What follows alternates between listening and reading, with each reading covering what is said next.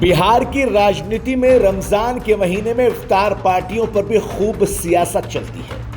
अब ऐसी ही एक और इफ्तार पार्टी चर्चा का विषय बनी हुई है और कई तरह के सवाल भी अब खड़े कर रही है। क्या कांग्रेस बिहार में अपनी रणनीति बदल रही है? ये राजद पर दबाव बनाने की कोशिश है या फिर कांग्रेस खुद को अलग राह पे ले जाने की तैयारी कर रही है? ये सवाल क्यों उठा है? इस सवाल के उठने के पीछे है एक इफ्तार पार्टी।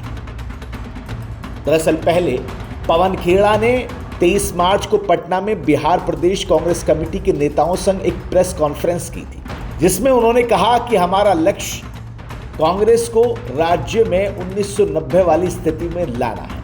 अब इसके फौरन बाद कुछ ऐसा हुआ जो कई सवाल खड़े कर रहा है।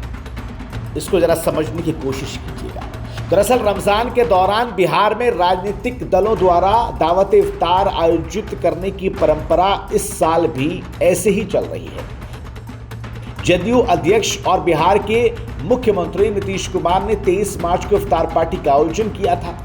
इसके एक दिन के बाद में राजद सुप्रीमो लालू प्रसाद यादव ने इफ्तार पार्टी का आयोजन किया। लालू की इफ्तार पार्टी में मुस्लिम संगठनों, वामपंथी दलों के नेताओं और कांग्रेस के कुछ विधायकों ने हिस्सा लिया। हालांकि कांग्रेस के वरिष्ठ नेता और विकासशील इंसान पार्टी प्रमुख मुकेश सहनी ने इस आयोजन से दूरी बनाई। लालू प्रसाद यादव परंपरागत रूप से अपने सरकारी आवास 10 सर्कुलर रोड पर इफ्तार पार्टी का आयोजन करते हैं, लेकिन इस साल ये आयोजन राजद के वरिष्ठ नेता और विधान परिषद सदस्य अब्दुल बारी सिद्दीकी के 12 स्ट्रैंड रोड स्थित आवास पर हुआ। इसमें लालू प्रसाद यादव, उनकी पत्नी राबड़ी देवी, नेता प्रतिपक्ष तेजस्वी यादव, अब्दुल बारी सिद्दीकी, शिवानंद तिवारी और राजद के कई विधायक मौजूद थे। गठबंधन में शामिल वामपंथी दलों के नेता भी मौजूद थे। कांग्रेस विधायक प्रतिमा दास तो मौजूद रही, लेकिन बिहार प्रभारी कृष्णा अल्लावरू समेत वरिष्ठ कांग्रेस नेता मौजूद नहीं रहे, जिसके बाद सवाल उठ रहे हैं कि बिहार में राष्ट्रीय जनता दल और कांग्रेस पार्टी के बीच सब कुछ ठीक चल रहा है।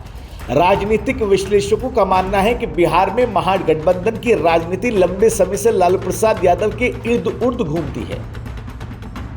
हालांकि कांग्रेस अब राज्य में अपने संगठनात्मक ढांचे को मजबूत करने पर ज्यादा ध्यान केंद्रित कर रही है, जो शायद इस आयोजन से उसके नेतृत्व की अनुपस्थिति की वजह हो सकता है। बिहार कांग्रेस का प्रभार संभालने के बाद से कृष्णा अल्लावरू ने अभी तक लालू प्रसाद से मुलाकात नहीं की। यहां तक कि कांग्रेस के नए प्रदेश अध्यक्ष राजेश कुमार ने भी पदभार संभालने के बाद लालू से मिलने की जरूरत नहीं समझी।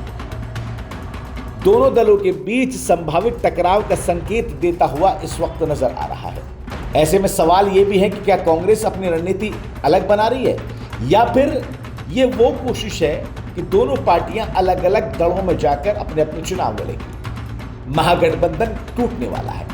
बिहार में सियासी दलों द्वारा इफ्तार पार्टी का आयोजन लंबे समय से राजनीतिक रणनीति रही है। राज्य में मुसलमान राजद का मुख्य वोट बैंक है। यही वजह है कि लालू प्रसाद ऐसे आयोजनों का कोई मौका नहीं छोड़ते। मुसलमान और यादव वोट बैंक, जिसे शॉर्ट में MY समीकरण कहते हैं, इसी के बल पर राजद बिहार में एक बड़ी राजनीतिक ताकत बनी हुई है। कांग्रेस को पता है कि अगर उसे बिहार की राजनीति में खुद को फिर से स्थापित करना है तो उसे भी एक सॉलिड वोट बैंक क्रिएट करना होगा। इसलिए कांग्रेस दलितों और मुसलमानों को अपने पाले में करना चाहती है। कांग्रेस अगर राजद की पिछलग्गू बनी रहती है तो वो बिहार में अपना खोया जनाधार कभी वापस नहीं पा सकती। इसलिए शायद अब वो अपनी रणनीति बदल रही है।